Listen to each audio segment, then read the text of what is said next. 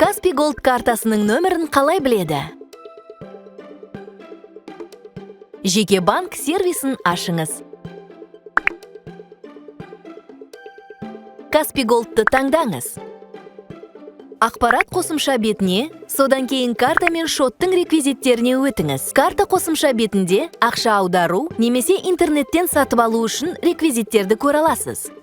Каспий Голд картасының 16 таңбалы нөмірі, иесінің аты жөні, қолданылу мерзімі және CVV.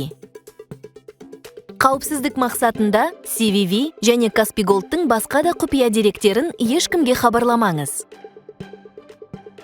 Шот қосымша бетінде мыналар көрсетілген. Банктың атауы және БСК.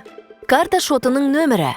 IBAN, тегіңіз, атыңыз, әкеңіздің аты және ЖСМ.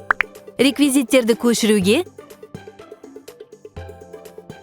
сондай-ақ смартфоныңызда орнатылған мессенджер немесе электрондық пошта арқылы жіберуге болады.